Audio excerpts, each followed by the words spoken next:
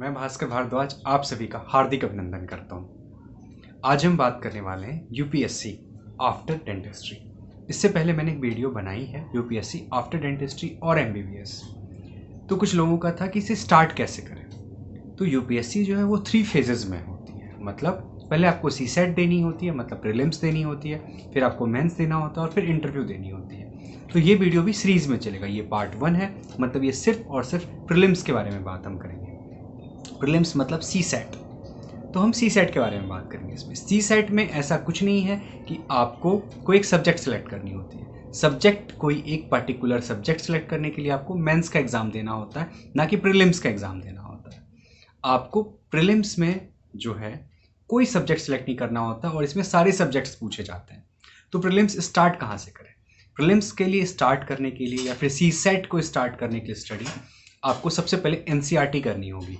आपको class 7 to class 12 की NCERT लेनी होगी और आपको एनसीईआरटी से स्टार्ट करना होगा।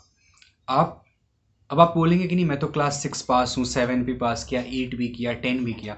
हम क्लास 10 पास कर जाते हैं। फॉर एग्जाम्पल मैं बीडीएस कर रहा हूँ या आप बीडीएस कर रहे हैं या मैं एमबीबीएस कर रहा हूँ या कोई और एमबीबीएस कर रहा है। तो मैंने एमबीबीएस फर्स्ट ईयर में कुछ स्टडी किया या फिर मैंने बीडीएस फर्स्ट ईयर में एनआर्ट स्टडी किया, ह्यूमन फिजियोलॉजी देखा। इसका मतलब मैं पास कर गया, इसका मतलब ये नहीं मुझे उसकी लाइन बाय लाइन याद है।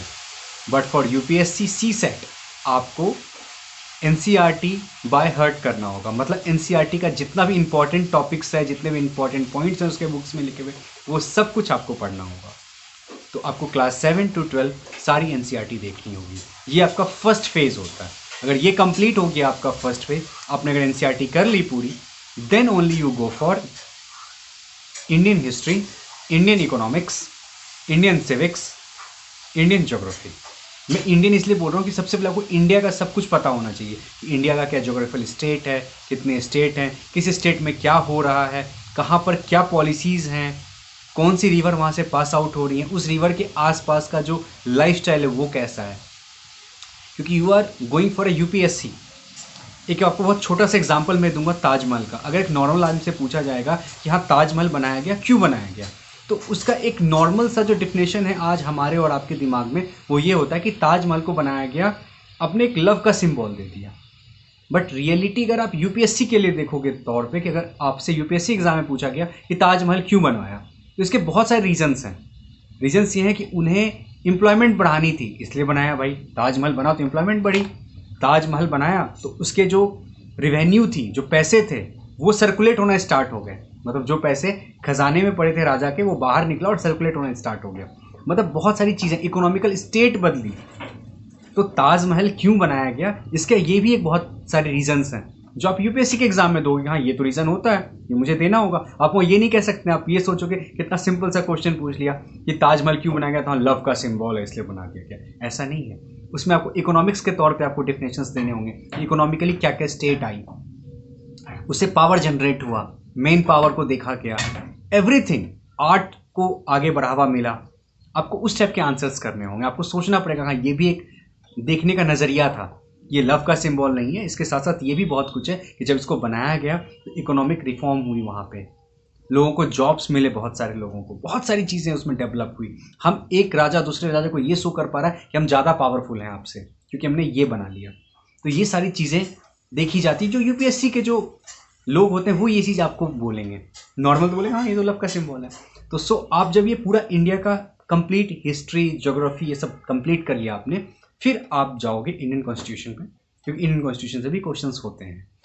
फिर आपको वो पूरा क्वेश्चंस देखने होंगे। और बहुत सारे लोग आपको बोलेंगे कि आपको द हिंदू पढ़ना चाहिए या फिर कोई पेपर है उसका आपको बार बार ये देखिए वो देखिए। इसमें टाइम वेस्ट मत कीजिए। अब इसके लिए बहुत सारी बुक्स आती है, नोट्स आती है। जैसे मुखर्जी नगर दिल्ली में एग्जाम्पल दूँ तो यहाँ आप जाओ और बोलो कि मुझे यूपीएससी का स्टार्ट करना है प्रिपरेशन, वो आपको एक कार्टून भर के बुक दे देंगे। एक पैकेज बना रखा है कि ये 10,000 का है, उसमें सब कुछ होगा। आप उसको खोल के देखोगे तो उसके अंदर सारे बुक्स होंगे एनसीईआरटी की, क्लास 7 की, 8 की, 9 की, 10 की, 11 की, 12 की, सब कुछ होगा। तो टाइम वेस्ट नहीं कीजिए, आप यहाँ से लीजिए और बोरो कीजिए और स्टार्ट कीजिए उसको पढ़ना। और जो पेपर की मैं बात कर रहा हूँ कि न्यूज़पेपर आप पढ़ के नोट्स बनाते हैं, उसमें टाइम वेस्ट मत कीजिए। आपको नोट्स बने बनाए मिलते हैं अलग अलग राइटर्स के, जहाँ से आप खरीदिए और पढ़ना स्टार्ट कीजिए उसको। अब बात रही जब ये हमारा कंप्लीट होगा तब हम वर्ल्ड हिस्ट्री पे जाएंगे कि वर्ल्ड वॉर हुआ था तो रीज़न क्या था, एंशियंट टाइम में हमने क्या क्या खोया, क्या क्या पाया, हमारी क्या उपलब्धियां थी एंशियंट टाइम में, ये सब भी पूछा जाता है। सबसे पुराना मतलब कि यूनिवर्सिटी कौन सा था, क्यों बनाया गया था, रीज़न क्या थी, हमारे जो मतलब अभी शिक्षा पद्धति चल रही है उसका कौन सा सेक्टर चल रहा है अभी, ये सारे क्वेश्चंस आपको जानने पड़ेंगे। उसके लिए आपको फिर जब आपने ये पूरा वर्ल्ड कंप्लीट कर लिया, इंडिया कंप्लीट कर लिया, एनसीईआरटी कंप्लीट कर लिया, then you go for CSAT. फिर आप सी सेट के एग्जाम में बैठोगे और आप सी सेट ईजिली पास कर जाओगे, क्योंकि सी सेट को क्वालिफाई करने के लिए अगर 400 मार्क्स का सी सेट होता है तो नियरली हर साल का कट ऑफ 190 210 इसके आसपास में 50% स्कोर अगर आपने कर दिया सी सेट में तो आप एलिजिबल हो जाएंगे मेंस एग्जाम के लिए। बट ध्यान रखिए सी सेट एक बहुत बड़ा पड़ाव है और बहुत इंपॉर्टेंट स्टेप है। क्यों? क्योंकि अगर आप ये क्वालिफाई नहीं कर पाए तो आप मेंस में नहीं जा सकते।